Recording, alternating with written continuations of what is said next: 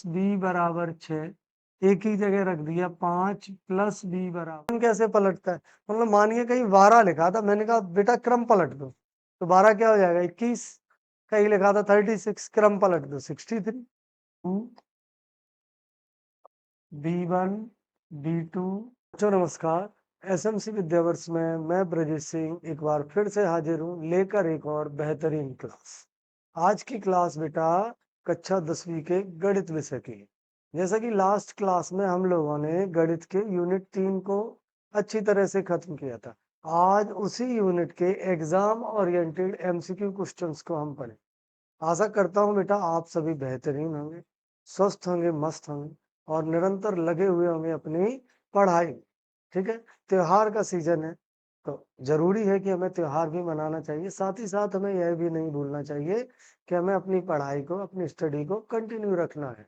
ठीक है, तो आप लोग समझदार हैं, इस त्योहार में और अपनी पढ़ाई में दोनों में एक सामंजस्य बिठा के रखेंगे जिससे आगे आपको परेशानी ना हो। आज का क्लास बेटा मिशन अभ्यास के तहत उन एमसीक्यू क्वेश्चंस का है जो अधिकांशतः एग्जाम में पूछे जाते रहे। यदि आपको ये वीडियो अच्छा लगता है तो इस वीडियो को अपने और दोस्तों तक शेयर करें, और अगर अभी तक आपने चैनल को सब्सक्राइब नहीं किया तो प्लीज एसएमसी विद्यावर्ष के यूट्यूब चैनल को आप सब्सक्राइब करें, जिससे आपको समय समय पर एग्जाम ओरिएंटेड बेहतरीन क्लासेस उपलब्ध होती रहे। यहाँ हम आपको एग्जाम से जुड़े हुए एमसीक्यू क्वेश्चन, टेस्ट सीरीज, इन सभी की प्रैक्टिस कराते रहेंगे। तो इसके लिए आवश्यक है कि आप एसएमसी विद्यावर्ष के यूट्यूब चैनल से जुड़े रहें। तो मैं फिर से आप सभी को कहूंगा कि यदि आपको वीडियो अच्छी लगती है तो इसे लाइक करें, अपने दोस्तों तक शेयर करें, और अगर अभी तक यूट्यूब चैनल को सब्सक्राइब नहीं किया है तो प्लीज पहले यूट्यूब चैनल को सब्सक्राइब करें, जिससे आपको ना समय समय पर पर्याप्त और बेहतरीन वीडियो मिलती रहे। तो चलिए बेटा शुरू करते हैं फिर आज की एक और बेहतरीन क्लास, जो क्लास नाम मिशन अभ्यास के तहत जुड़ी हुई है, जहां हम लगाएंगे कुछ महत्वपूर्ण एमसीक्यू क्वेश्चंस को। तो देखिए आज हमें जो पढ़ना है बेटा, दो चर वाले रैखिक समीकरण युग्म के एमसीक्यूज को पढ़ना है बेटा। अवधारणा क्या कहती है कि रैखिक समीकरणों के हल की प्रकृति को पढ़ना है, अनुपातों की तुलना पढ़नी है हमें, साथ ही साथ हमें इन फॉर्मूला बेस्ड क्वेश्चंस को पढ़ना ही पढ़ना है। देखिए बेटा, बहुत सारे बच्चों के दिमाग में एक प्रश्न आता है कि सर वज्र गुणन विधि तो हट चुकी है ना, फिर हमें ये क्यों पढ़ना है? तो प्यारे बच्चों, वज्र गुणन विधि हट चुकी, ना कि ये फॉर्मूला से जुड़े हुए क्वेश्चन। अब वज्र गुणन विधि में क्या था, अगर आप लोगों ने उसे पहले देखा होगा, पुरानी बुक में देखा होगा, तो आपने पढ़ा होगा, वहां लिखा रहता था कि दिए गए निम्नलिखित रैखिक समीकरण युग्मों को हल कीजिए, साथ ही साथ बताइए कि कौन सा युग्म अद्वितीय हल है, कौन सा युग्म कोई हल नहीं है, कौन सा युग्म अनंता अनेक हल है।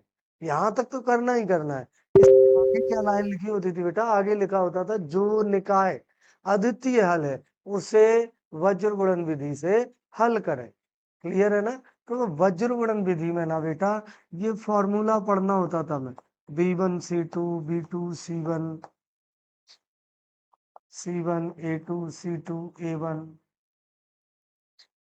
A1 B2 A2 B1, ऐसे फॉर्मूला पढ़ना होता था, है ना? तो हमें ना केवल ये नहीं पढ़ना। क्लियर है? बच्चों के दिमाग में कंफ्यूजन बनी रहती है कि सर क्या पढ़ना है, क्या, तो ये नहीं पढ़ना। इसके बाद अद्वितीय हल, कोई हल नहीं, अपरिमित रूप से अनेक हल, या संपाती रेखा, समांतर रेखा, प्रतिच्छेदी रेखा, इन सभी को पढ़ना है बेटा। क्लियर है? चलिए तो फिर शुरू करते हैं। अच्छा, शुरू करने से पहले आपको मैं कुछ बता दूं कि सबसे ज्यादा जरूरी चीज है आपको ना संगत और असंगत के बीच का डिफरेंस पता होना चाहिए। जैसे मैं ये ना लास्ट क्लास में बता चुका हूँ। आप लोगों में से जिन लोगों ने ना यूनिट 3 की लास्ट क्लास नहीं देखी है, तो इस वीडियो के डिस्क्रिप्शन में उसकी लिंक दे दी जाएगी। सबसे पहले उसे खत्म करें। जब आप उसे अच्छी तरह खत्म कर लेंगे तो ये वाला वीडियो आपको बहुत सरल लगने लगेगा, आप आसानी से क्वेश्चन बना पाएंगे। ठीक है ना? तो देखिए संगत में क्या था बेटा, A1 A2 बराबर B1 B2 बराबर C1 C2, या A1 A2 बराबर B1 B2 बराबर C1 C2। ऊपर तीनों बराबर है, यहाँ एक भी बराबर नहीं। ऐसी स्थिति बेटा क्या कहलाएगी आपकी, ऐसी स्थिति आपकी कहलाएगी बेटा संगत। इनके अलावा जो भी स्थिति बनेगी वो सभी कहलाएंगे बेटा असंगत। क्लियर है? तो चलिए फिर शुरू करते हैं आज के क्वेश्चंस को। ऐसे क्वेश्चन जो एग्जाम ओरिएंटेड है, काफी बार एग्जाम में पूछे जाते रहे। पहला क्वेश्चन है बेटा, बात पहले क्वेश्चन से ही की जाए कि समीकरण युग्म, क्या क्वेश्चन है कि समीकरण युग्म x माइनस 2y और 3x प्लस 4y माइनस 20 बराबर 0 किस प्रकार का हल निरूपित करते हैं। यही है ना क्वेश्चन। तो देखिए करना कैसे है। अब चलते हैं इस क्वेश्चन को हल करने के लिए। पहली इक्वेशन में है आपके पास x माइनस 2y इक्वल 0, और दूसरी इक्वेशन में इस 20 को ना हम दूसरी ओर ले जाते, और नहीं ले जाते तो यही लिखते हैं। तो उसके लिए एक और काम करना होगा बेटा, हमें क्या करना होगा समझिए। हमें यहाँ लिख लेना होगा 3x प्लस 4y माइनस 20 बराबर 0। ठीक है, फिर x माइनस 2y प्लस 0 बराबर 0। ठीक है, क्यों लिखा सर? लिखा है इसलिए कि हम पढ़ रहे हैं दो चरीय रेखिक समीकरण, जहां हमें a1 और b1 या a और b तो ना चर के साथ मिलेंगे, जबकि c अचर राशि में मिलेगा। यहाँ c था नहीं तो हमने c में क्या लिख लिया बेटा, 0 लिख लिया। क्लियर है? चलिए इसके बाद हम यहाँ लिखेंगे कि समीकरण एक की तुलना a1x b1y प्लस c1 बराबर 0 और समीकरण 2 की तुलना a2x b2y प्लस c2 बराबर 0 से करने को। तो इनसे बेटा हमें क्या मिलेगा उसे समझते हैं। इनसे हमें मिलेगा बेटा a1x is equal 3x, a2x is equal x and b1y equal 4y 4y और b2y बराबर माइनस 2y। और आगे बढ़े बेटा, तो c1 बराबर माइनस 20 जबकि c2 बराबर 0। तुलना करने पर ना ये वैल्यू फाइंड हो जाए। आगे बढ़े तो देखिए x से ये x, y से y कैंसल आउट हो जाएगी। तो अब जो वैल्यू मिली है उसे लिखते हैं। अब क्या वैल्यू मिली है बेटा, a1 a2 b1 b2 sorry है ना, और यहाँ C1 C2 यही तो है। चलिए पहले A1 और A2 को देखते हैं बेटा। 3 और 1 क्या मिला, 3 और 1।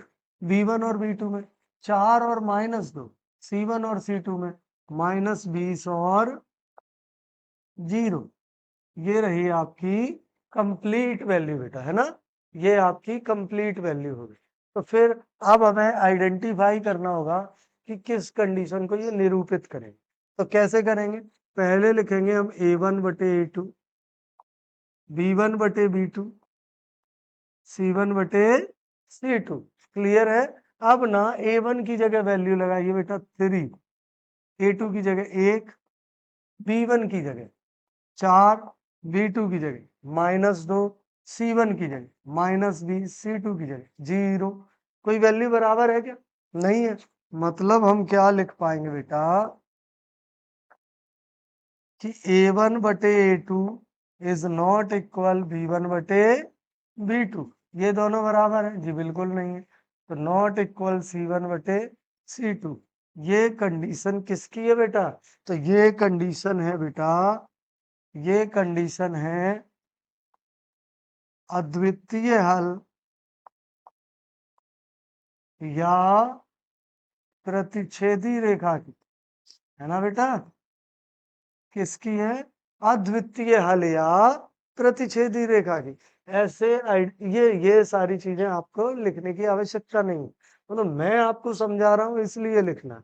अगर एमसीक्यू में होगा ना, आप सीधे लिख पाएंगे। क्या लिख पाएंगे सीधे, मैं यहाँ लिख के आपको बता देता हूँ कि आप सीधे क्या लिख पाएंगे।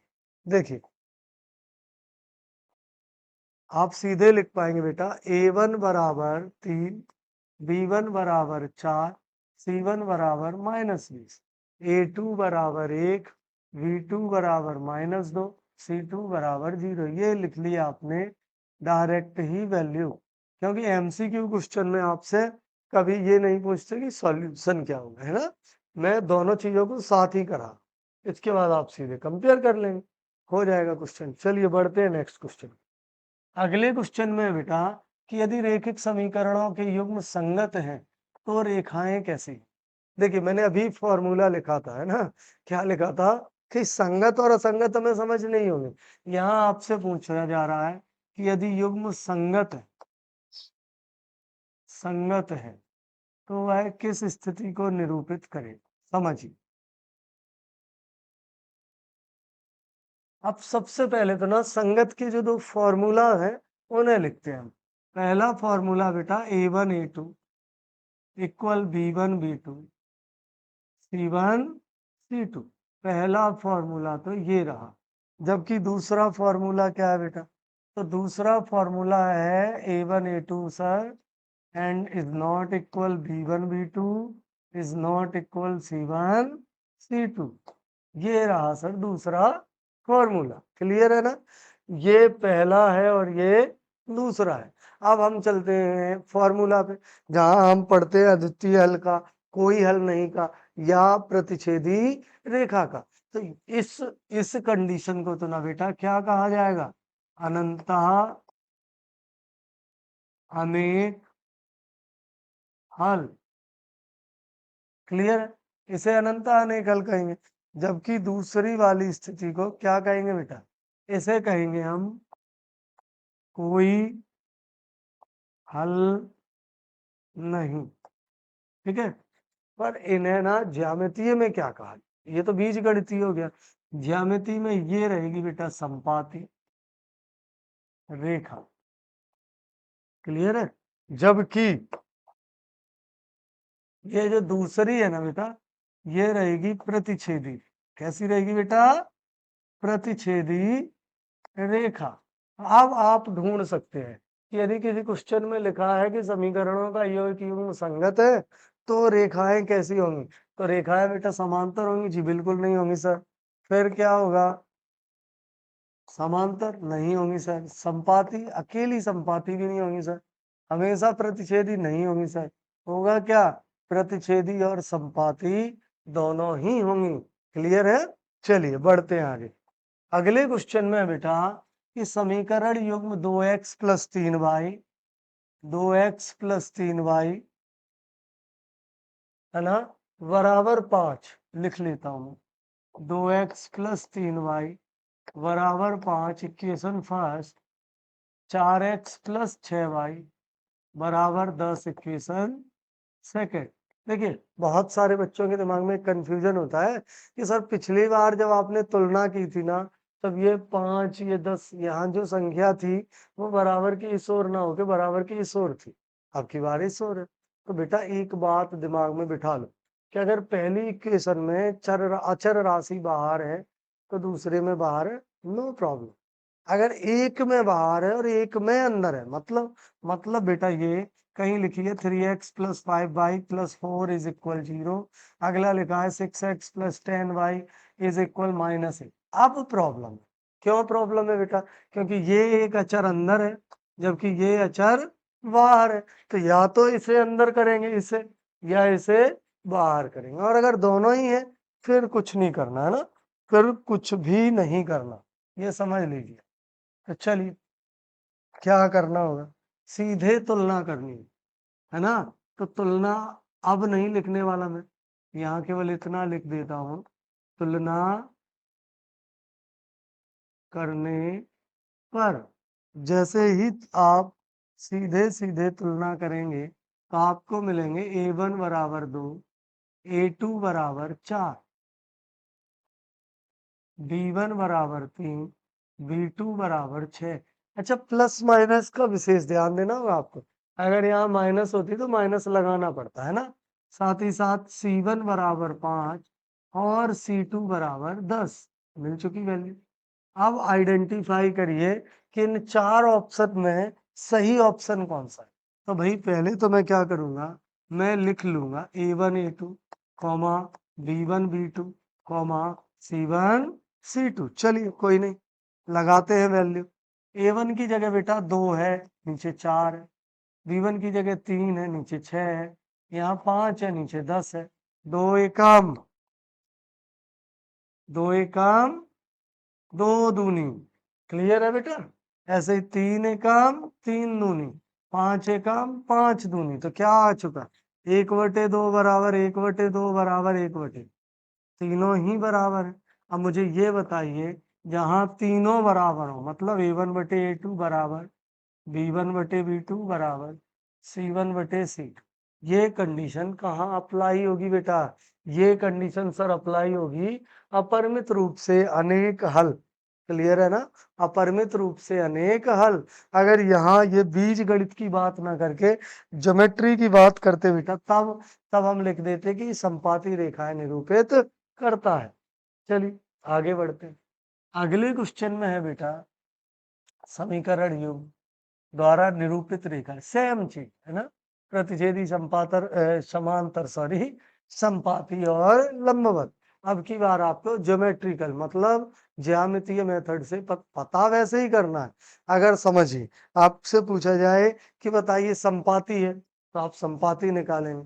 आपसे पूछा जाए अनंतः अनेक हल है तो आप ना अनंतः अनेक हल निकालें। क्लियर है?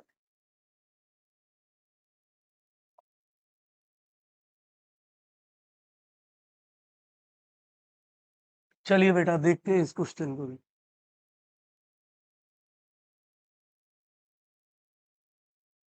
यहाँ लिखकर दिया गया है x+2y बराबर 3, 5x+10y बराबर 7।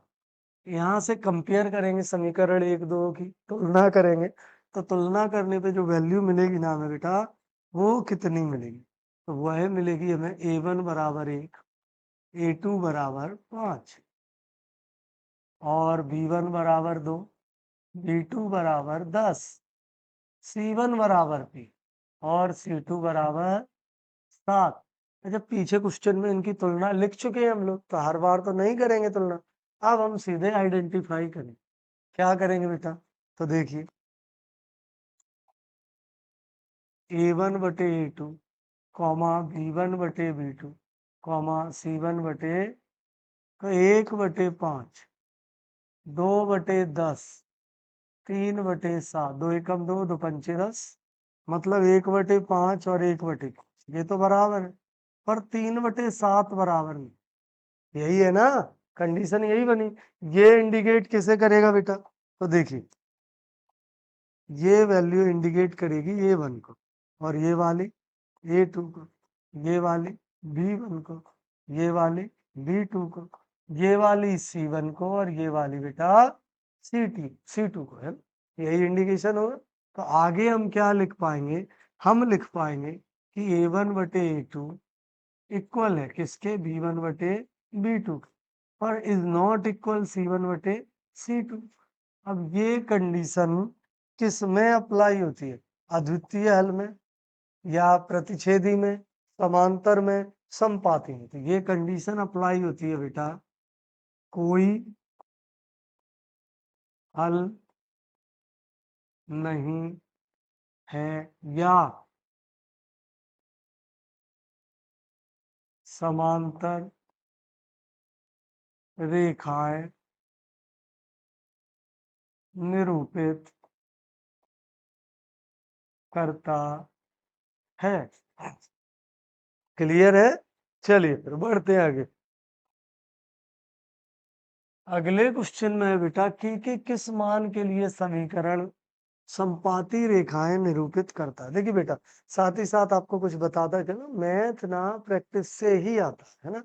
तो बेस्ट होगा कि जहां तक के वीडियोस कंप्लीट हो चुके हैं उन्हें आप देखें, खत्म करें और उसके एमसीक्यूज लगाएं। जो मैंने कराए हैं वो तो लगाने ही है, प्लस मैं आपके पास कोई और एक्सटर्नल सोर्सेज हैं वहां से आप एमसीक्यू लगाएं ज्यादा से ज्यादा। उससे ना आपको पता चलता है कि सर मेरी तैयारी कितनी अच्छी है। अगर आपकी तैयारी में कुछ कमियां हैं तो आप उसे एसएमसी टीम को बताएं, मुझे बताएं। तो नेक्स्ट लेक्चर में, नेक्स्ट क्लास में जब भी मैं आऊंगा, आपके उन डाउट्स को, उन कमियों को दूर करने का पूरा प्रयास करूंगा। देखिए मैं और स्पेशली मेरी टीम, हम दोनों ही समूह का एक प्रमुख उद्देश्य है कि कुछ भी हो, आप लोगों तक एक बेहतरीन एजुकेशन मटेरियल, एक बेहतरीन कंटेंट उपलब्ध कराया जा सके, जिससे आपको ना एग्जाम में एक अच्छा रिजल्ट प्राप्त, समझे ना। तो देखिए फिर, और मैं उसी में लगा रहता हूँ कि आपको अच्छे से अच्छे क्वेश्चन कराए जाए, अच्छे से अच्छे क्वेश्चंस की प्रैक्टिस कराई जाए। जैसे ना एग्जाम में कभी घूम के क्वेश्चन आता है, देखिए पैटर्न थोड़ा सा कठिन आएगा। तो ऑफिशियली बात है कि अगर पैटर्न बदल के आएगा ना, तो क्वेश्चन वो नहीं मिलेंगे जो हर वर्ष मिलते हैं। इसीलिए मैं ये प्रयास करता रहता हूँ कि आप ना वे सारे क्वेश्चन पढ़ पाएं जिन्हें बदल कर रखा जा सकता है, पॉसिबिलिटी बन सकती है। अगर 1% भी पॉसिबिलिटी मुझे लगती है कि किसी क्वेश्चन के आने की, मैं उसे आपको करा ही देता हूँ, ठीक है ना। चलिए फिर, इस क्वेश्चन में क्या बात की जा रही है उस पर बात कर लें बेटा। यहाँ बात हो रही है कि के किस मान के लिए समीकरण 3x प्लस माइनस वाई, क्या है बेटा, 3x - y +8 इक्वल 0। अब 6x - ky इक्वल -16 क्या निरूपित कर रहे हैं बेटा, संपाती रेखाएं निरूपित कर। यहाँ लिख देता हूं मैं,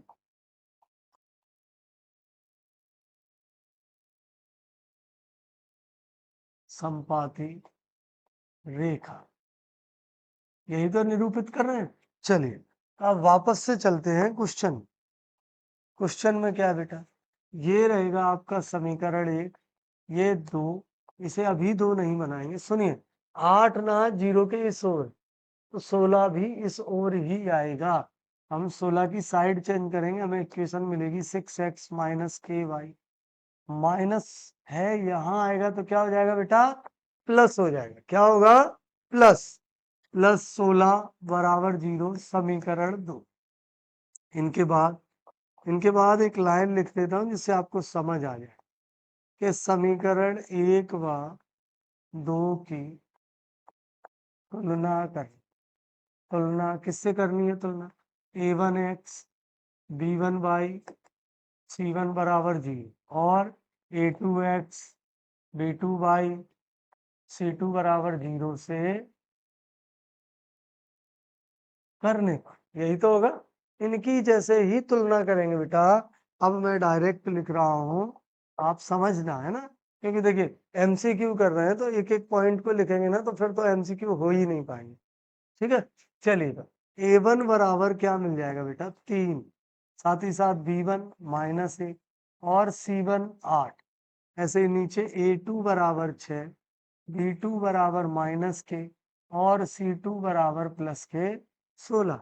ये वैल्यू आपको प्राप्त हो चुकी, क्लियर है, ये वैल्यू आपको प्राप्त। अब क्वेश्चन में एक बात कही गई है बेटा, क्या कहा जा रहा है, क्वेश्चन में कह रहे हैं कि सर संपाती रेखाएं निरूपित करता है, हमें नहीं निकालना क्या करता है क्या नहीं, ऑलरेडी लिख के दिया गया है कि संपाती रेखाएं निरूपित करता है। मैं यहां लिख लूंगा, क्या लिखूंगा बेटा, संपाती रेखा के लिए क्या है फॉर्मूला, फॉर्मूला है बेटा a1/a2 b1/b2 c1/c2। Value find कर। तो a1 की जगह 3, a2 की जगह 6, -1 - k 8 और 16, यही वैल्यू मिलेगी। देखो a1 ये रहा a1, a2 ये रहा a2, कंप्लीट वैल्यू लिख ली, आगे बढ़ा। 3 एकम 3, 3 दूनी 1 मिनट, है ना? समझ नहीं आई आप। 3 एकम 3 और 3 दूनी, अब ठीक। ऐसे ही 8 एकम 8, 8 दूनी 16। तो वैल्यू बची कौन सी? अब बची है भाई 1/2 बराबर माइनस से माइनस कैंसिल, 1 के बराबर 1/2। तो पद 1, पद 2 और पद 3। अब यहाँ ना पद 1 और पद 3 एक ही है, तो हम इन्हें दो बार नहीं लेंगे। हम क्या करेंगे, हम यहाँ सीधे लिख लेंगे बेटा पद 1 बराबर 2। 1 में क्या है, 1/2 है, और 2 में क्या है, 2 में है बेटा 1/k। यही है, देखिए बिल्कुल ऐसा गुणा कर देंगे तो k की वैल्यू क्या मिली हमें, k बराबर मिल गया बेटा हमें 2। क्या मिला, k बराबर मिला 2। ऐसे क्वेश्चन बहुत पूछे हैं, समझ रहे हैं आप? करना कुछ नहीं है। अभी तक हम पता कर रहे थे कि कब समपाती है, कब समांतर है और कब प्रतिच्छेदी है। यहाँ पहले ही लिख कर दिया जाएगा कि समांतर है, समपाती है या प्रतिच्छेदी। आपको सीधे हल करना होगा। क्लियर है? तो चलिए, ऑप्शन में आंसर क्या मिलेगा बेटा, सी। यही तो होगा, के बराबर 2। अगले क्वेश्चन की ओर बढ़ते हैं। अगले क्वेश्चन में क्या है बेटा, देखो, यदि समीकरण युग्म 2x + 3y बराबर 7। सेम क्वेश्चन है पिछले वाले की। क्या है, 2x + 3y बराबर 7, इक्वेशन फर्स्ट। सेकंड में क्या है, a + b x + 2a - b y बराबर 21। समीकरण नंबर 2 हो चुके ना? अब हमें क्या लिखना होगा, तो सुनिए, यहां से ना हम ए बी सी की वैल्यू लिखेंगे। कैसे लिखेंगे, देखिए, A1 क्या मिलेगा 2, V1 क्या मिलेगा 3 और C1 क्या मिला 7। A2 क्या मिलेगा बेटा, a + b। B2 क्या मिलेगा 2a - b। C2 क्या मिलेगा 21। ये तो ना तुलना करने से मिल जाएंगे, जो लास्ट क्वेश्चन में की थी उसे तो आप लिख ही पाएंगे, है ना? मिल चुके। अब क्वेश्चन में आगे क्या बात हो रही, तो आगे बढ़े। क्वेश्चन में बात हो रही है बेटा कि अपरिमित रूप से अनेक हल है, मतलब अनेक हल या संपाती रेखा, बात तो एक ही है ना। तो हम लिखते हैं यहाँ अपरिमित रूप से, अपरिमित रूप से अनेक हल, अनेक हल के लिए। तो चलिए, अपरिमित रूप से अनेक हल के लिए क्या है, फॉर्मूला लिखते हैं यहाँ। फॉर्मूला है बेटा A1 A2 B1 B2 C1 C2। यही है ना? अब आपको लगानी है इसकी जगह वैल्यू। तो वैल्यू क्या है, देखिए, A1 की जगह 2, A2 की जगह a + b और V1 की जगह क्या है बेटा, V1। V1 की जगह है 3। V2 की जगह क्या है, V2 की जगह है बेटा 2a - b और C1 की जगह क्या है 7। यहाँ 21 हो गया ना? इन्हें कैंसल आउट करेंगे, 7 एकम 7, 7 तिया 21। अब ये रहा पद 1, पद 2 और पद 3। तो देखिए दोनों ही वैल्यू अलग, यहाँ अचर राशि है। मतलब हमें करना क्या है बेटा, उसकी ओर बढ़ते। हमें लिखना है पद 1 बराबर 3 से एक चर और एक अचर राशि का पद लिख लेंगे। तो क्या बना बेटा, 2/a + b बराबर 1/3 त्रियक गुणा a + b बराबर 6, समीकरण ए। क्लियर है यहाँ तक? सेकंड हम लिखेंगे बेटा पद 2/3 से। तो 2 में क्या है, 2 लिखेंगे, 3/2a - b और बराबर में क्या है 1/3 क्रिया गुणा 2a - b बराबर 3 त्रिका 9, समीकरण नंबर वी। क्लियर है? ये क्वेश्चन थोड़ा सा कठिन है ना, बहुत ज्यादा नहीं पर थोड़ा कठिन है। दो इक्वेशन मिल चुकी, अब दोनों इक्वेशन को विलोपन विधि से हम करेंगे हल। यहाँ लिख लेते हैं कि समीकरण ए व वी को विलोपन विधि से कर, किससे करेंगे बेटा? विलोपन विधि से करें। तो समीकरण ए लिखते हैं पहले, ए प्लस बी बराबर 6, फिर 2a माइनस बी बराबर 9 हो चुका। ए या बी में से कोई एक वैल्यू इक्वल करनी थी, एक वैल्यू इक्वल मिल चुकी, बी से बी कैंसल आउट, यहाँ लिख देता हूं मैं, जोड़ने पर 2 और 1 3, ए बराबर 15, ए बराबर 5, ए की वैल्यू क्या मिली बेटा? 5 मिल गई। अब ए से निकालेंगे हम बी, कैसे? ऐसे, समीकरण ए में ए बराबर कितने रखने हैं बेटा? स्मॉल ए बराबर 5 से, यही वैल्यू तो लगानी है। ए प्लस बी बराबर 6, ए की जगह रख दिया 5 प्लस बी बराबर 6, बी बराबर 6 माइनस 5, बी बराबर मिल चुका बेटा मैं 1। क्या मिलेगा बेटा? बी बराबर मिलेगा 1। क्लियर है? चलिए, मतलब ए और बी की वैल्यू आपके पास आ चुकी, ए आया 5 और बी आया 1, यानी ऑप्शन नंबर बी आपका सही है। देखिए, मोस्टली क्वेश्चन यहीं खत्म हो जाते, ठीक है ना।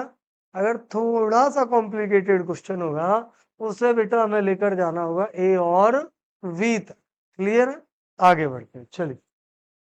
अगले क्वेश्चन में क्या है बेटा, कि पी के किस मान के लिए समीकरण युग्म का अद्वितीय हल है। अब इस क्वेश्चन को आप कर भी सकते हैं, है ना। क्या है? 4x plus P Y plus 8 बराबर 0 समीकरण है। 2x प्लस 2y प्लस 2 बराबर 0 समीकरण नंबर 2। अब इनसे सबसे पहले हमें जो वैल्यू निकालनी होगी ना बेटा, वो निकालनी होगी a1 b1 c1 और a2 b2 c2 की। तो देखिए, यहां से जैसे मुझे मिला a1 equal 4, b1 equal 3, c1 equal 8, a2 equal 2, b2 equal 2, c2 equal 2, ये वैल्यू मिल चुकी तुलना करने के बाद, है ना बेटा। अब क्या करना होगा आगे?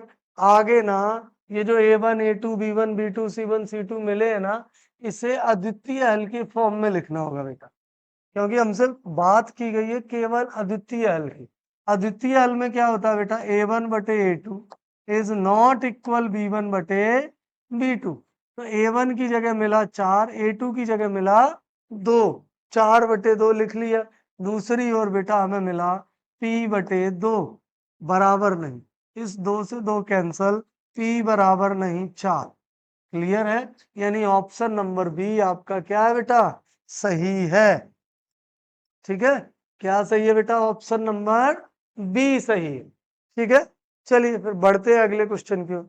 मैं फिर से एक बार बता दूं, अगर कोई भी क्वेश्चन ऐसा लगता है आपको जो आपको समझ नहीं आ रहा है, तो प्लीज उस क्वेश्चन को आप कमेंट बॉक्स में लेके आइए, बताइए हम लोगों को कि सर ये क्वेश्चन ना समझ नहीं आया।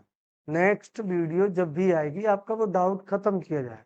साथ ही साथ आपको लगता है कि ना सर मैथ में ये चैप्टर स्पेशली बहुत कठिन है, तो पहले आप इसे करा दीजिए, आप भेजिए, सबसे पहले उसी चैप्टर को खत्म किया जाएगा। क्लियर है?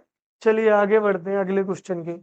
इस क्वेश्चन में क्या है बेटा, रेखिक समीकरणों का असंगत युग्म क्या निरूपित करता है।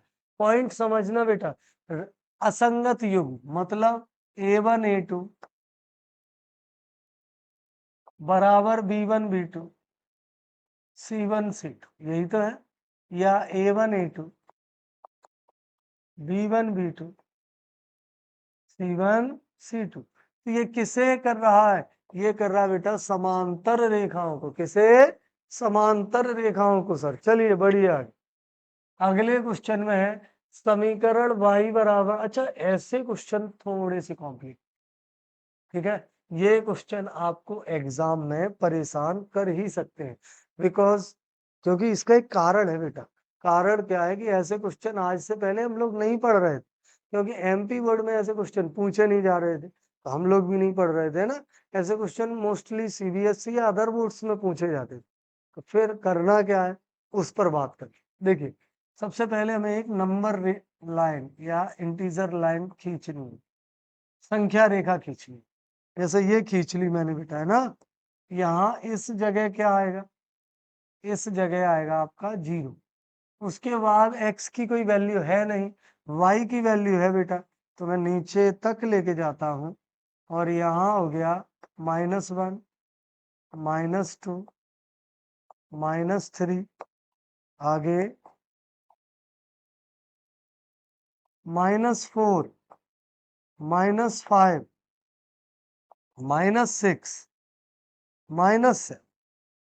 ये है y डैश की वैल्यू बेटा, ये है y की वैल्यू, ये है x की वैल्यू, और ये है बेटा x डैश की वैल्यू। पॉइंट समझना जो मैं आपको समझाना चाह रहा हूं, ठीक है। 0 वाली लाइन तो ये रही, ये जो लाइन निकली हुई है ना, ये जो लाइन निकली हुई है ना बेटा, ये 0 वाली लाइन है। चाहे तो ऊपर से देख लो या यहाँ से देख लो, ये कैसी लाइन है बेटा, 0 की लाइन। किसके 0 की लाइन है, ये y के 0 की लाइन है, x के 0 की नहीं है बेटा, किसके 0 की है, y के 0 की। मतलब अगर यहाँ लिख दूं तो लिख सकता हूँ y इक्वल क्या लिख सकता हूँ बेटा, 0। क्लियर है। अब सेकेंड वैल्यू में लिखा है y इक्वल -7, मतलब यहां से एक लाइन ऐसी निकल जाए। अब आप पॉइंट समझना कि y इक्वल 0 और y इक्वल -7, ये दोनों लाइनें एक दूसरे के कैसी हैं बेटा, एक दूसरे के हैं बेटा समांतर। कैसी है, समांतर, मतलब समान अंतर।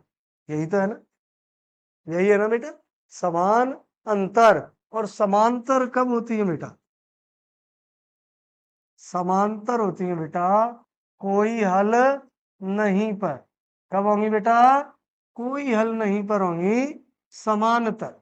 क्लियर है। तो अब आपको समझ आ गया होगा कि यदि आपको किसी भी अक्ष के एक पद में 0 दे दिया जाए और दूसरा पद पूछ लिया जाए, तो डेफिनेटली वे दोनों पद एक दूसरे के कैसे होंगे बेटा, एक दूसरे के समांतर हो जाएंगे। क्लियर है। चलिए फिर बढ़ते हैं अगले क्वेश्चन की। अगले क्वेश्चन में क्या है बेटा, कि समीकरण x प्लस वाई और x माइनस वाई का हल ज्ञात कीजिए। सरल है, आप कर भी चुके हैं ना, इसे आपने पहले प्रतिस्थापन से किया था, और अब की बार आपके पास छूट है, तो आप जिस मेथड से चाहे उससे इसे हल कर सकते। 2x बराबर यहाँ लिख देंगे हम, क्या लिखेंगे, जोड़ने पर 2x बराबर 18, x बराबर 9। तो देखिए x बराबर 9 ऑप्शन का है, हो गया। दूसरा निकालना भी नहीं है ना, पर नहीं, ऐसा नहीं होता, यहाँ ऑप्शन नहीं है। वाई चांस बोर्ड एग्जाम में वो 3 ऑप्शन ऐसे ही दे दे, फिर आप कहेंगे सर ये क्या है, x तो आपने निकाल दिया था, बाई निकाला ही नहीं, तो बाई भी निकालेंगे बेटा। क्या, x का मान समीकरण 1 में रहे, मतलब x प्लस वाई बराबर 14, तो x की जगह 9 प्लस वाई बराबर 14, तो y बराबर 14 माइनस 9, y बराबर 5। अब मिल चुका आंसर। क्लियर है। चलिए बढ़े आगे। अगले क्वेश्चन में है बेटा 2x, इक्वेशन दी जा रही है तो पहले हम उस इक्वेशन को लिखेंगे। क्या लिखा है बेटा, 2x प्लस 3y बराबर 11, 2x माइनस 4y बराबर -14। ये समीकरण 1, ये समीकरण नंबर 2। क्लियर है। हमें किसी भी तरह से x और y की वैल्यू फाइंड करनी, मेथड आपकी इच्छा, आप जो लगाए, कहीं लिखा ही नहीं है, हम यहाँ लिखेंगे घटाने पर। अब एक प्रश्न दिमाग में आया होगा कि सर पहले वाले में जोड़ने पर लिखा, इसमें घटाने पर लिखा, कारण, तो बेटा कारण ये है, पहले वाले में एक वैल्यू प्लस में है, दूसरी वैल्यू माइनस में है, जबकि बेटा इस क्वेश्चन में दोनों वैल्यू कैसी है, दोनों ही प्लस में है ना, इसे माइनस ना समझ लेना, दोनों कैसी है बेटा, प्लस में है। यही एक यही एक कारण है कि यहाँ क्या लिखना पड़ा बेटा, घटाने पर लिखना पड़ा। तो चिन्ह बदल जाएगा, यहाँ माइनस, यहाँ प्लस और यहाँ भी प्लस, कट गया। 3 और 4 क्या होगा बेटा, 7y। 24 और 11 क्या होगा बेटा, 35। y बराबर 35/7, मतलब y बराबर मिला बेटा आपको 5। क्या मिला, y बराबर मिला 5। अब x निकालना है, तो y का मान समीकरण 1 में रखने पर, तो 2x प्लस 3y बराबर 11, 2x प्लस 3 गुणा 5 बराबर 11, 2x प्लस 15 बराबर 11, 2x बराबर 11 माइनस 15।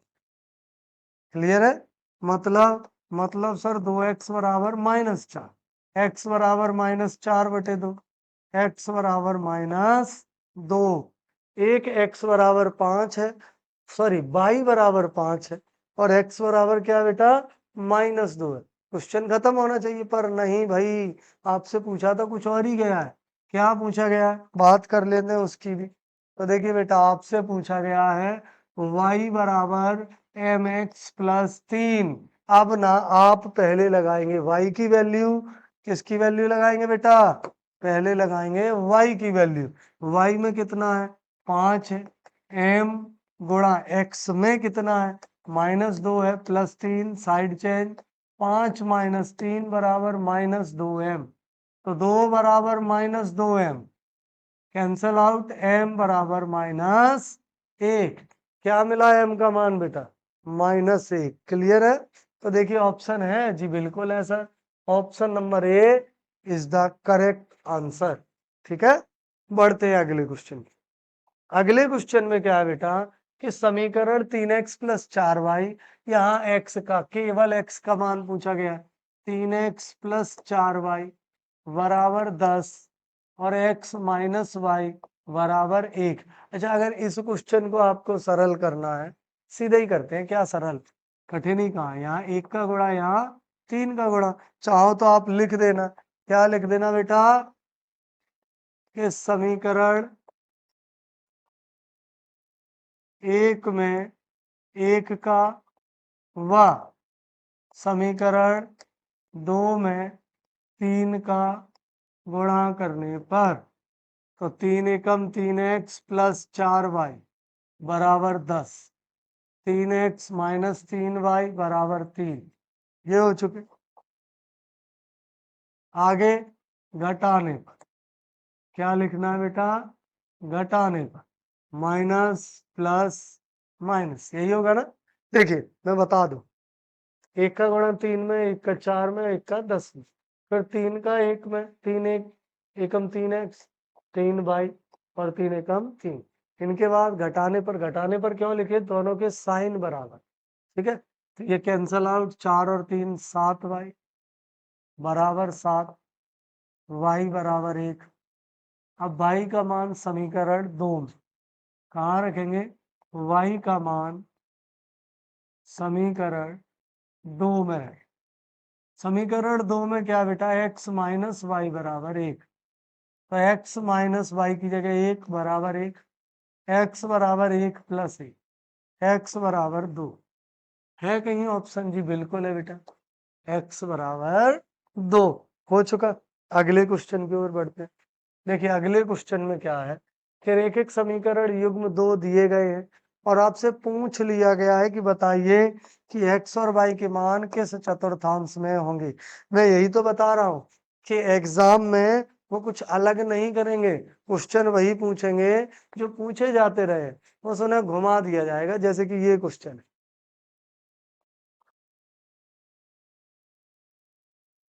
कैसे घुमा देंगे, तो देखिए बेटा किस तरह से घुमा सकते हैं। एक इक्वेशन दी गई है, मैं क्या दिया है, 5x minus 3y equal to equation first and x plus 2y equal 3 equation second हो चुके। सबसे पहले विलोपन विधि से इसे आगे बढ़ाएंगे, तो यहाँ गुणा क्या आएगा बेटा,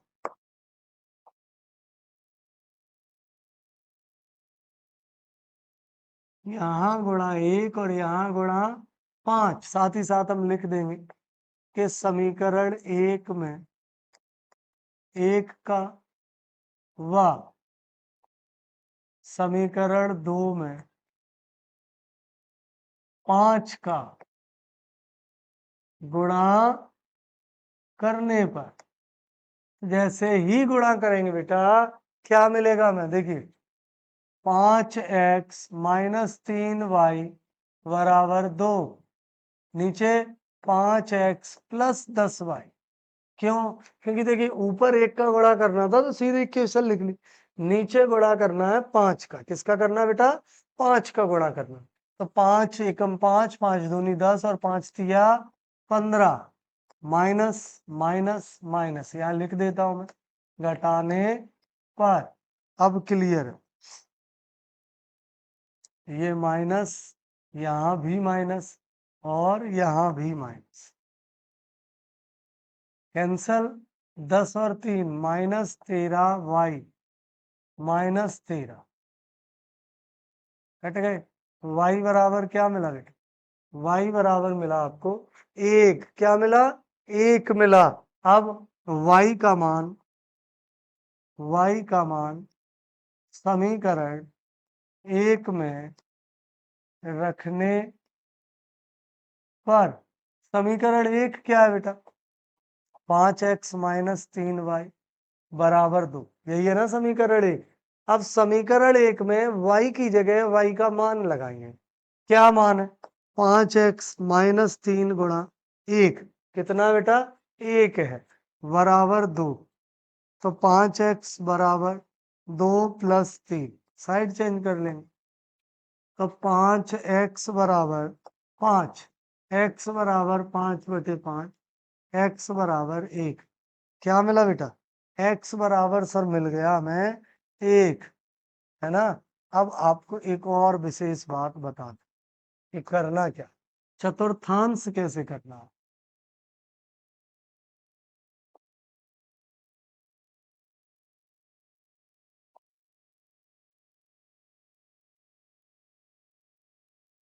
समझिए, यहाँ जो रहेगा ना x रहेगा वो भी पॉजिटिव, यहाँ x रहेगा निगेटिव, यहाँ y प्लस में, यहाँ y माइनस में।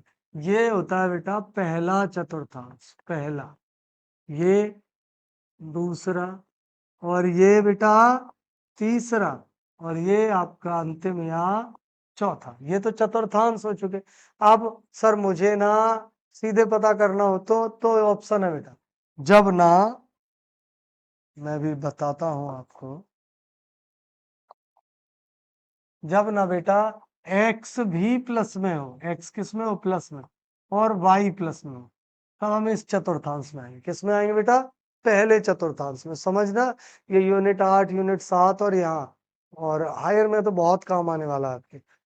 प्लस x प्लस y, तो पहला चतुर्थांश। अब कहीं लिखा है x माइनस पर y प्लस, तो दूसरा चतुर्थांश। क्लियर है? और अगर कहीं लिखा है बेटा x माइनस में और y भी माइनस, तब हो जाएगा बेटा कौन सा? तीसरा चतुर्थांश। और कहीं लिखा हुआ है x प्लस है पर y माइनस, चौथा चतुर्थांश। इतना याद रखना है। क्या याद रखना है? कि अगर सर दोनों ही प्लस है, पहला चतुर्थांश। अगर x प्लस है सर पर y माइनस है, क्या है सर? x प्लस है y माइनस है, ये रहा दे, चौथा हो गया। पर अगर सर x माइनस है y प्लस है, दूसरा हो जाएगा। पर सर x और y दोनों ही माइनस है तो तीसरा हो जाएगा। क्लियर? अगर ट्रिक से समझना है तो पहले चतुर्थांश को विपरीत कर दो, पहले में दोनों प्लस में है, पहले के सामने तीसरा आएगा तो दोनों माइनस में। अब दूसरे में y प्लस में, x माइनस में, तो चौथे में x प्लस में और y माइनस में। That's all. ये याद ही करना होगा आपको, यूनिट 7 में भी पूछ लिए जाते हैं ना। चलिए फिर बढ़ते आगे। अगले क्वेश्चन में बेटा यदि दो जीरो रेखिक समीकरण है तो 2x प्लस, अब सीधे वैल्यू लगाना है भाई। दो जीरो है मतलब x बराबर 2 है बेटा, y बराबर 0 है आपका, तो x की जगह आपको 2 रख देने हैं, y की जगह 0 रख देने हैं, तो आपको मिल जाएगा 4, k बराबर 4। है ना, बिल्कुल सरल, मतलब इससे सरल क्या ही होगा, है ना, मन में सॉल्व हो सकता है। ऑप्शन के बराबर 4, ये रहा आपका ऑप्शन, यही है ना बेटा ऑप्शन, ये रहा आपका ऑप्शन। चलिए आगे बढ़ते हैं। आगे क्वेश्चन कह रहा है बेटा दो संख्याओं का योग 35 और अंतर 13 है, तो संख्याएं बताइए। सीधे सीधे लिखना है, योग 35 और अंतर क्या है बेटा 13 है। योग मतलब x प्लस वाई बेटा 35 है, अंतर मतलब x माइनस वाई बराबर 13 है। सॉल्व कर लेंगे, कैंसल आउट, 2x बराबर 48। तो x क्या मिला बेटा आपको 24 मिला। क्या मिला 24। ऑप्शन देखिए, x 24 है कहीं, जी बिल्कुल है सर, हो गया। पर ना भाई निकालनी होगी बेटा, समीकरण एक, समीकरण एक से क्या था, x प्लस वाई बराबर 35, यही तो है। तो x की जगह 24 प्लस वाई बराबर 35, y बराबर 35 माइनस 24, तो y बराबर क्या मिला बेटा 11। x 24 और y 11। ऑप्शन में देखिए, option number A is the correct answer, यही तो है सही बेटा, option number A is correct answer. चलिए आगे बढ़ते हैं। अगले क्वेश्चन में क्या बेटा, 5 पेंसिल और 7 कलमों का मूल्य 50। 7 पेंसिल, इस क्वेश्चन को ना हमने थ्योरी में भी किया था, पर प्रॉब्लम एक है बेटा, थ्योरी में हमें करना होता है 3 या 4 नंबर के लाए, तो हम उसे बड़ा करते हैं। पर यहाँ अगर हम बड़ा करने बैठ जाएंगे ना, तो एग्जाम में टाइम कम पड़ेगा, फिर क्या करना होगा सर, है बेटा ऑप्शन, सर आपको ऑप्शन बताएंगे। कितनी पेंसिल है, 5 मतलब 5 है, कितनी कलम है, 7 मतलब 7, टोटल क्या है 50, हो गया कोई नहीं। आगे 7 पेंसिल मतलब 7x, और आगे 5y बराबर 46, हो चुका ना। तो आगे ऊपर गुणा 7 नीचे गुणा 5, 35x प्लस 49y बराबर 350, 35x प्लस 25y बराबर 5 छक्के 30 और 5 चौको 20 और 3 23। सीधे करेंगे, एमसीक्यू है, मैं लैंग्वेज नहीं लिखूंगा, है ना, लैंग्वेज ऑलरेडी हम लिख के कर चुके हैं। अब यहाँ थोड़ी ना लिखेंगे हम कि सर माना एक पेंसिल की कीमत x रुपए, तब एक कलम की कीमत y रुपए, पहली शर्त दूसरी शर्त, अरे नहीं भाई, कर चुके हैं ना लास्ट क्लास में। अगर नहीं देखी है आपने तो डिस्क्रिप्शन में लिंक है, आप देखिए समझिए। उसके बाद जब एमसीक्यू में आएगा उसे तो अब केवल एक्स वाई की वैल्यू निकालनी है, इनफ है। क्यों इतना बड़ा करना भाई, पेपर में टाइम भी तो कम है, उसे भी तो देखना है। चलिए आगे यहां लिखेंगे हम घटाने, घटाने पर तो यहाँ माइनस, यहाँ भी माइनस, यहाँ भी माइनस, कैंसल, 49 में से 25 को माइनस करें, 24y, 350 में से 230 माइनस करेंगे 120, 24 पंचे 120, बाई बराबर आ चुका आपके पास 5। क्या आया बाई का 5 बेटा। अब y का मान समीकरण एक में रखने पर, y का मान समीकरण एक में रखने पर मतलब समीकरण एक है बेटा 5x प्लस 7y बराबर 50, 5x प्लस 7 गुणा y की जगह 5 बराबर, यही तो लिखेंगे। देखो समीकरण एक ये रहा 5x प्लस 7y, हमें ना y की जगह क्या रखना था, हमें y की जगह 5 रखने थे बेटा, रख लिए हमने।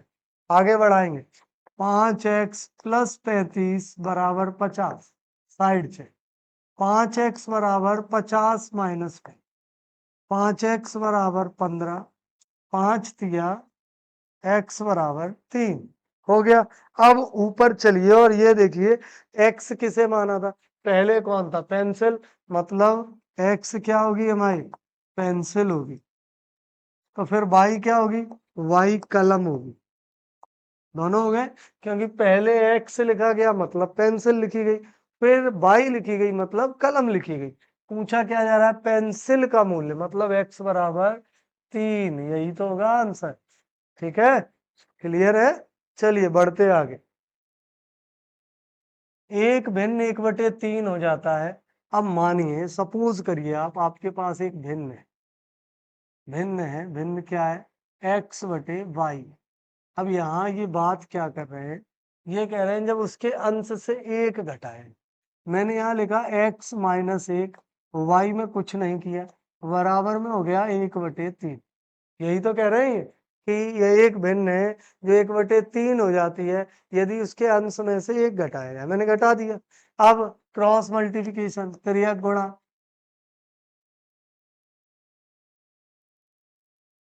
तो 3 एकम 3x माइनस 3 एकम 3 बराबर y।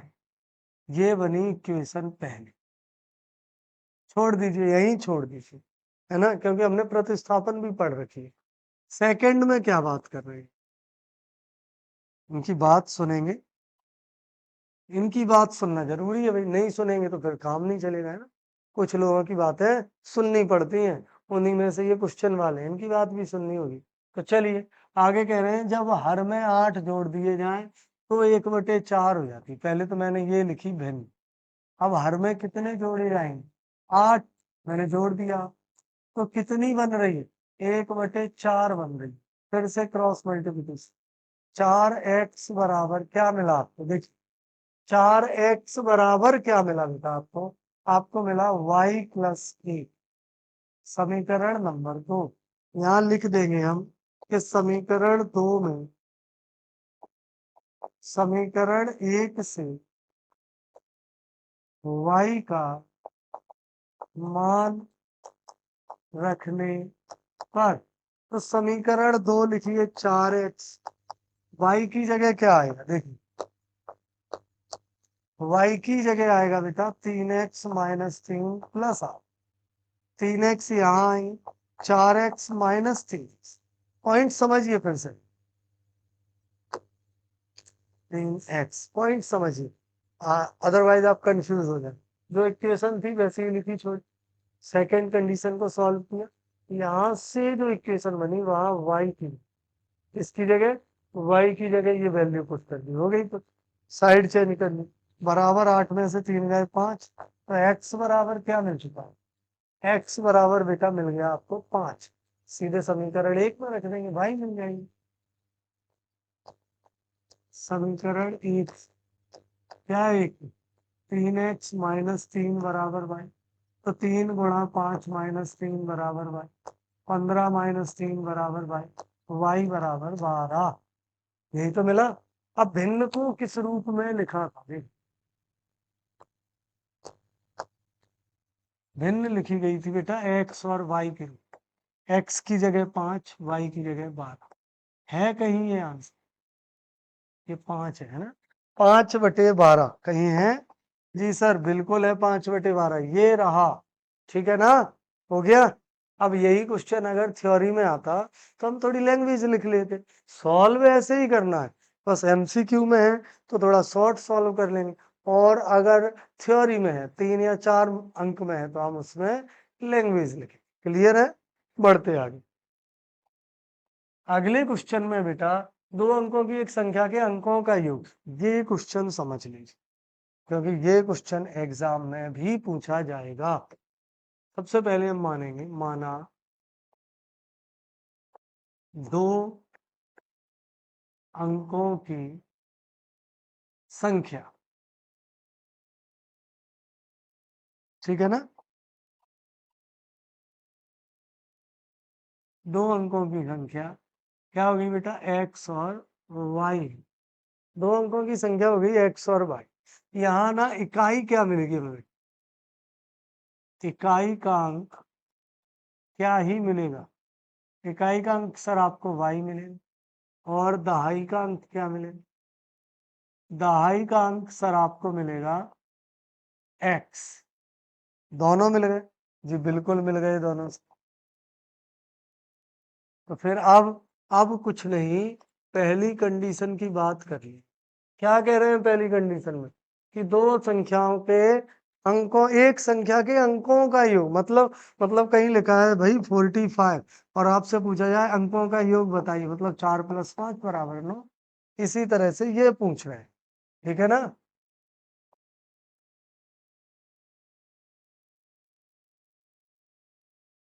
इसी तरह से ये पूछ रहे हैं। तो चलिए आगे बढ़ते हैं। करना क्या है, लिख देंगे हम यहाँ अंकों का योग बराबर कितना है बेटा 9, मतलब x प्लस वाई बराबर 9, समीकरण नंबर 1। क्लियर है, यहाँ तक तो आ ही गया होगा। आगे कह रहे हैं यदि संख्या में 27 जोड़ दिए जाएं तो संख्या के अंक पलट जाते हैं। तो अब हमें क्या करना है, देखिए ये क्वेश्चन बताने के पीछे का एक रीजन है कि ये ना 2 अंकीय संख्या वाले जो प्रश्न है ये एग्जाम ओरिएंटेड बहुत है, पूछे जाते हैं। हो सकता है यही पूछ लिया जाए ना, तो इसलिए इसकी लैंग्वेज आपको एक बार और समझा रहा हूँ। फॉर्मूला क्या बेटा, 2 अंकों की संख्या, तो इसका फॉर्मूला है बेटा 10 गुणा दहाई और प्लस इकाई। तो 10 गुणा दहाई की जगह क्या है आपके पास, x है, इकाई की जगह क्या है, y है। ये रही फर्स्ट इक्वेशन। आगे ये कह रहे हैं कि क्रम पलट जाता है। क्रम कैसे पलटता है, मतलब मानिए कहीं 12 लिखा था, मैंने कहा बेटा क्रम पलट दो, तो 12 क्या हो जाएगा 21। कहीं लिखा था 36, क्रम पलट दो 63, है ना। ऐसे ही इसके क्रम पलट गए।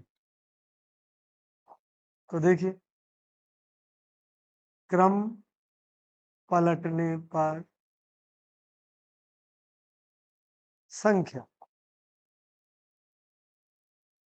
क्या बनेगी, संख्या क्रम पलटने 10 गुणा इकाई, जहां दहाई है वहां क्या आ जाएगा बेटा, जैसे समझिए 12 था, 12 में 2 इकाई थी 1 दहाई थी, और जैसे ही क्रम पलटा तो 2 तो हो गई दहाई और 1 हो गया इकाई, ठीक है ना।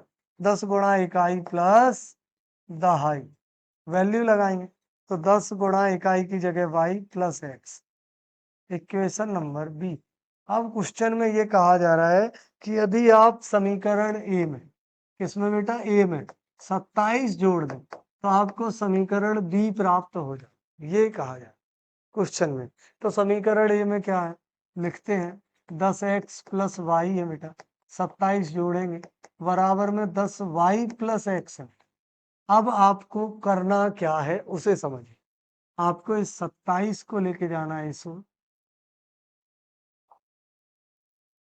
कहाँ ले जाना है बेटा, 27 को दूसरी तरफ, और इन दोनों वैल्यूज को लेके आना है इसको। क्लियर है, चलिए 10x plus y minus 10y plus minus x बराबर -7।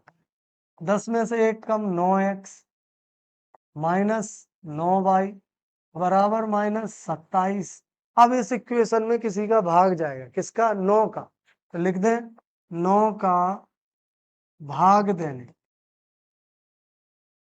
तो 9 एकम 9, 9 एकम 9, 9 तिया 27, समीकरण नंबर 2। समीकरण 1 में क्या था बेटा, x प्लस वाई बराबर 9, सॉल्व करेंगे कैंसल आउट, 2x बराबर 9 में से 3 गए 6, x बराबर मिल गया आपको 3। कि सर कैसे मिल गया, मुझे तो समझ ही नहीं आया, तो देखिए बेटा मैं समझा,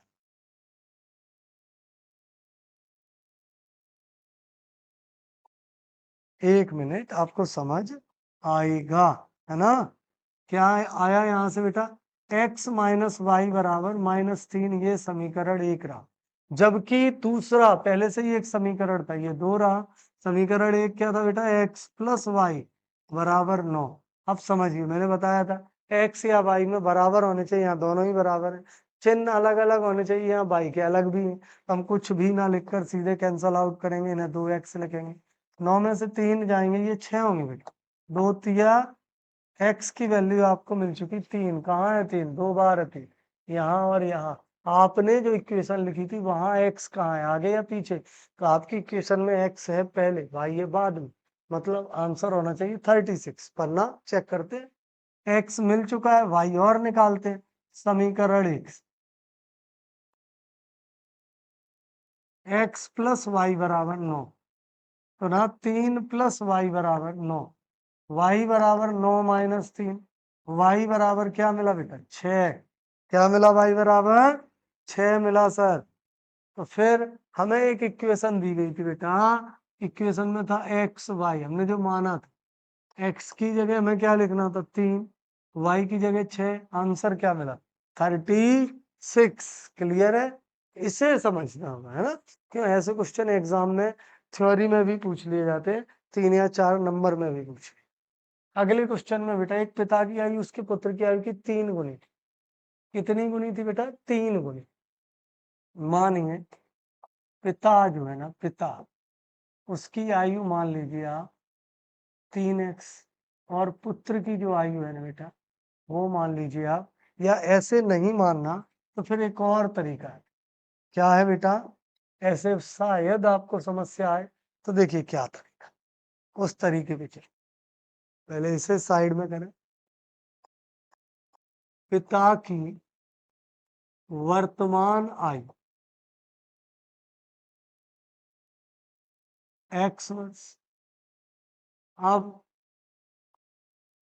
पुत्र की वर्तमान आयु ये क्या होगा बेटा y वर्ष। हो चुका ना, x वर्ष और y वर्ष।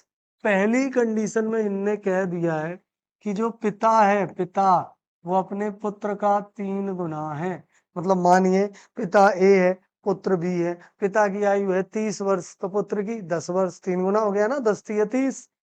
तो अब हमें करनी है बराबर। क्या करनी है, पिता की आयु कितनी थी, सपोज कर लिया हमने 30 वर्ष थी।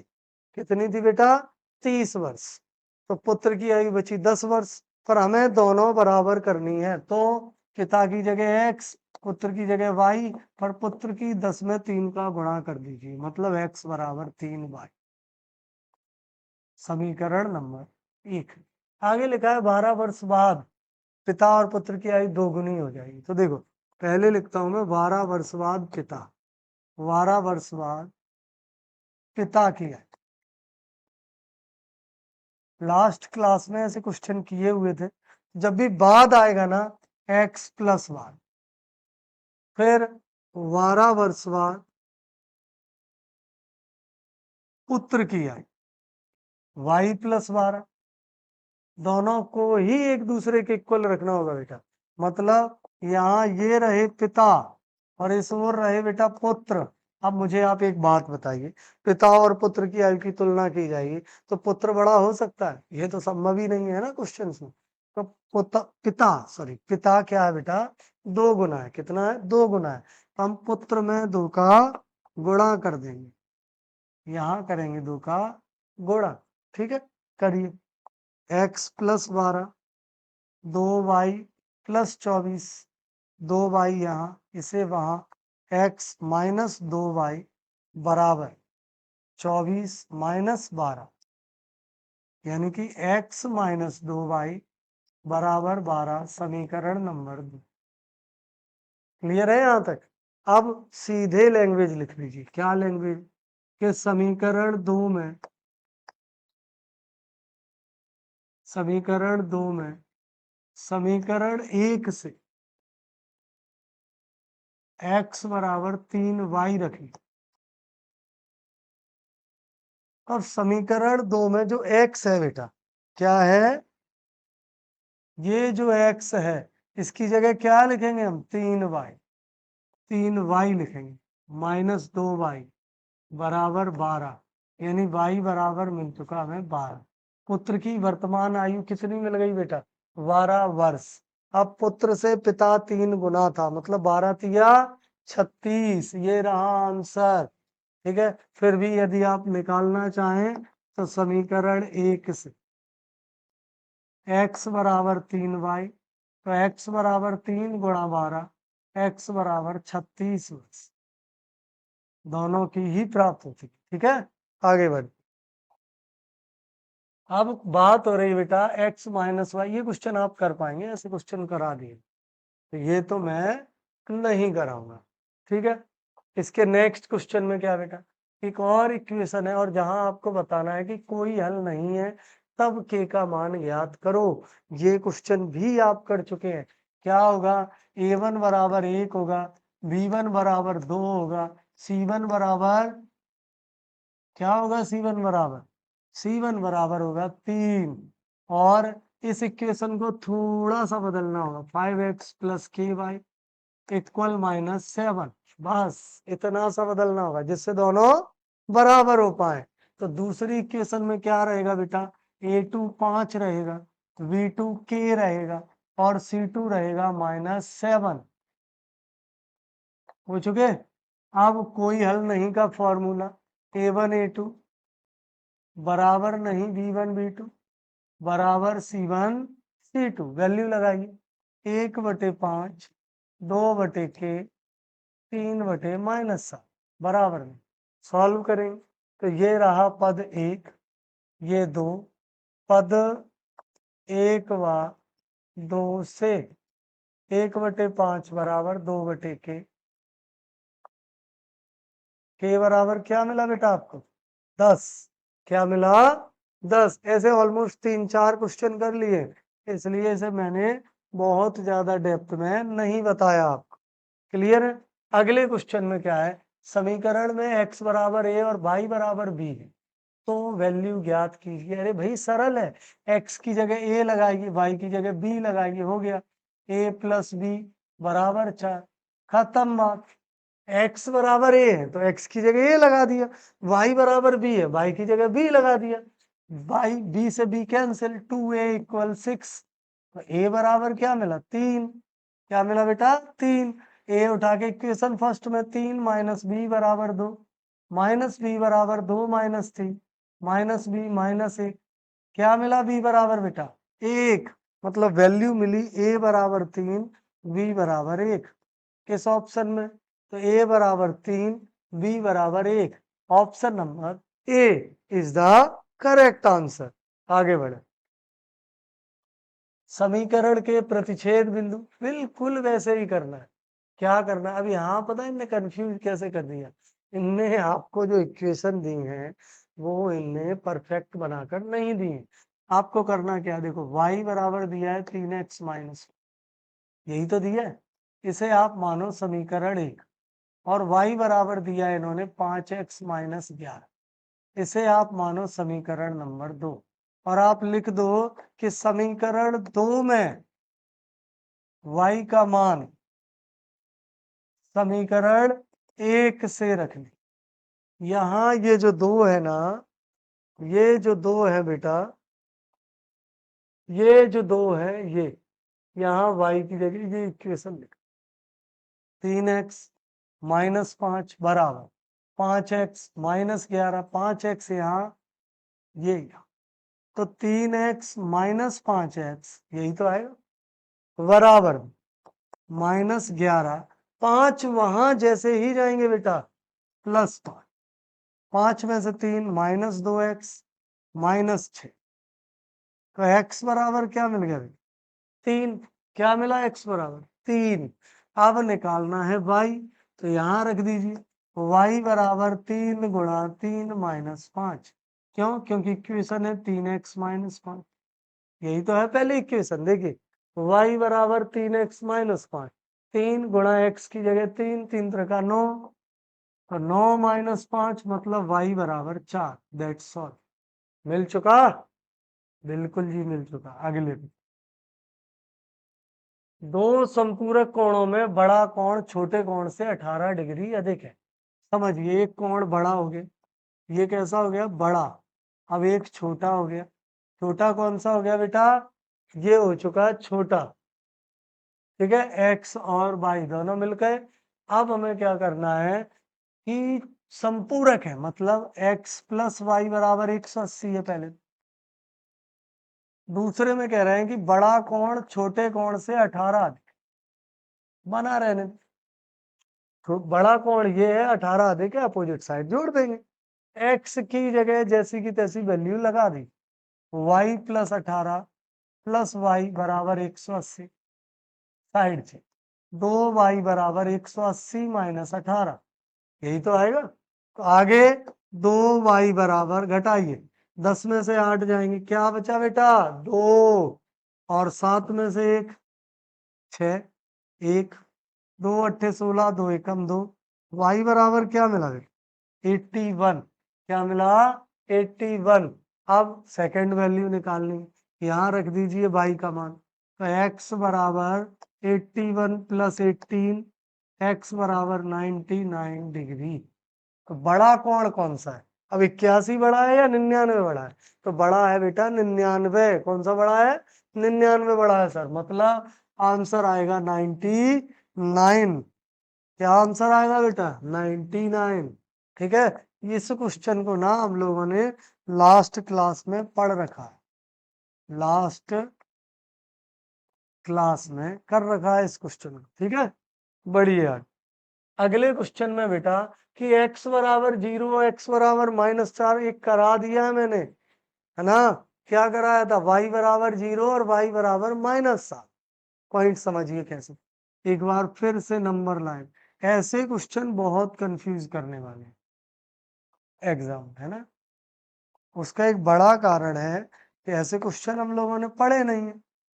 यहाँ 0 है, आगे x 0 हो चुका, अब -4, मतलब इस ओर -1, -2, -3, माइनस। अब एक लाइन तो यहाँ -4 पे खींच, और एक लाइन ये 0 पे पहले से ही खींची हुई है। अब ये दोनों लाइनें कैसी है? एक दूसरे समांतर है या नहीं? जी सर बिल्कुल है। दोनों ही एक्स अक्ष की है। किसकी है? अब आप कहेंगे अरे सर एक्स अक्ष की कैसी है, ये तो वाई पे गई हुई। अरे बेटा 4 ये रहा, जाएगी ना? अगर वाई होती तो ऐसे जाती। क्लियर है? तो ये समांतर है। समांतर को और क्या बोलते हैं बेटा? कोई हल नहीं बोले। क्या बोलते हैं बेटा? कोई हल नहीं। That's all. आगे बढ़ते हैं। आगे कह रहे हैं कि समीकरण में a बराबर 0 है तो यह रेखा, पॉइंट समझिए। मेरे पास लिखा है x plus B Y plus C बराबर 0। अगर मैं a बराबर 0 रखूंगा मतलब x बराबर 0 है। और अगर अभी क्वेश्चन किया है, अगर एक अक्ष 0 निकल रहा है, x का एक मान 0 है, तो वह पूर्णतः किस पर समांतर होगी? x पर ही समांतर होगी बेटा। कहाँ समांतर होगी? x अक्ष पर ही समांतर होगी। ये लाइन है, अगर यहाँ 0 है तो अगली लाइन यहाँ होगी, तो ये एक दूसरे के समांतर होगी। भाई के तो समांतर हो ही नहीं सकती, भाई पर तो प्रतिच्छेद करेगी। आगे बढ़। एक आयत की लंबाई चौड़ाई से 4 सेंटीमीटर अधिक। पहले चौड़ाई मानिए, चौड़ाई x, लंबाई 4 अधिक है, मतलब x प्लस 4। अर्ध परिमाप का फॉर्मूला क्या? अर्ध परिमाप बराबर होगा परिमाप बटे 2। अब परिमाप क्या होता है? तो आयत का परिमाप होता है बेटा 2 लंबाई प्लस चौड़ाई। ये होता है बेटा परिमाप। परिमाप को आधा कर दीजिए, मतलब कैंसल आउट। लंबाई प्लस चौड़ाई अर्ध परिमाप हो चुका, मतलब अब रखें वैल्यू। अर्ध परिमाप की जगह क्या आएगी वैल्यू बेटा? अर्ध परिमाप की जगह आएगी 36। लंबाई की जगह क्या आएगी? x plus 4। चौड़ाई की जगह x 4, यहाँ 36 माइनस 4 बराबर 2x। 32 बराबर 2x, x बराबर 16। ये मिल चुकी है आपको चौड़ाई। क्लियर है? बात जब लंबाई की होगी बेटा, x प्लस 4। लंबाई में यही तो है वैल्यू। देखिए चौड़ाई मिल चुकी, लंबाई में क्या है? x प्लस 4 है, तो हम रखेंगे क्या आ जाएगा? 16 प्लस 4 मतलब 20। क्या आया बेटा? 20। आपसे क्या पूछ रहे हैं? तो लंबाई मतलब 20 सेंटीमीटर। That's all. आगे बढ़ते हैं। वाई अक्ष को किस बिंदु पर काटे? अब वाई अक्ष को किस बिंदु पर काटे? तो भाई x की जगह 0 कर दो, वाई अक्ष मिल जाएगा, है ना? देखिए लिखा है 4x प्लस 3y बराबर 12। x बराबर 0 कर दो। 4 गुणा 0 प्लस 3y बराबर 12, तो 3y बराबर 12। चौको 12 कहाँ मिलेगी बेटा? 0 और 4 आंसर। ठीक है, आगे बढ़। ये सरल क्वेश्चन है, आराम से कर पाए, क्योंकि किस मान के लिए कोई हल नहीं। क्वेश्चन वही है, फिर से रिपीट है। A1 की जगह मानिए आपने 3 मान, B1 की जगह आपने 1 मान, C1 की जगह आपने 1 मान, A2 की जगह आपने 2k माइनस 1 मान, V2 की जगह k माइनस 1 माना, C2 की जगह 2k प्लस 1 मान। हो गया? क्या लिख कर दिया है? कोई हल नहीं लिखा है बेटा। क्या लिखा है? कोई हल नहीं। अब कोई हल नहीं की शर्त क्या होती है? तो यहाँ शर्त लिख दे, A1/A2 बराबर B1/B2 बराबर नहीं C1/C2। ये कंडीशन रहेगी। आपको लिखना है, लिखिए। A1 की जगह 3, 2K- 1/K-। देखिए जब एक चर होता है ना तो ज्यादा प्रॉब्लम नहीं है। एक और करके आए हम, वहां 2 चर थे, उससे ये सरल होने वाला। त्रियक गुणा ज्यादा है, तीसरी वैल्यू भी लिख लीजिए। क्या होगी? 1/2K+1। यही होगी ना? जस्ट 1 मिनट, नहीं तो आप भूल ही जाएंगे कि कहाँ क्या। V2 बराबर V1 बराबर A2 बराबर, हाँ अब सही। तो आपको लिखना क्या था? A1 की जगह 3/2K-1, 1/K-1 और बराबर नहीं 1/2K+। ये 3 पद मिल चुके आप। कितने पद? पद 1 मिला बेटा, पद 2 मिला, और पद मिला आपको बेटा 3। कुल कितने पद मिल चुके बेटा? 3 पद मिल चुके। अब इनमें से 2 पद ले लेंगे। कौन से 2 पद लेंगे बेटा? पद 1 बराबर पद 2। ये 2 पद हम लिख लेंगे। तो फिर 3/2K-1 और 1/K-1। त्रियक गुणा 3 एकम बेटा, 3 एकम 3K, फिर 3 एकम -3 बराबर 1 का गुणा 2 में, जैसी वैल्यू वैसे ही लिख लेंगे। यानी कि 2K-3K, यहाँ 2K और 3 वहां। 3K, 2K किस में बेटा? प्लस में।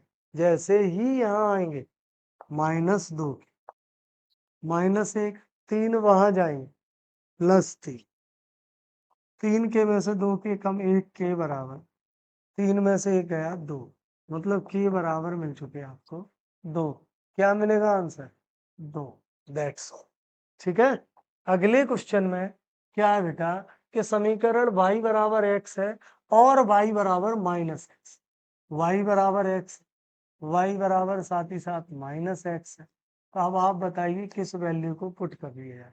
ऑप्शन है अपने पास, एक एक करके लगाते हैं। पहले लगाते हैं x बराबर 1, y बराबर 1 मिल चुका। फिर लगाते हैं x बराबर 1, y बराबर -1 मिल चुका। गलत। ऑप्शन ए पूरी तरह गलत। फिर आते हैं y बराबर x, y बराबर -x, y बराबर 0, है ना?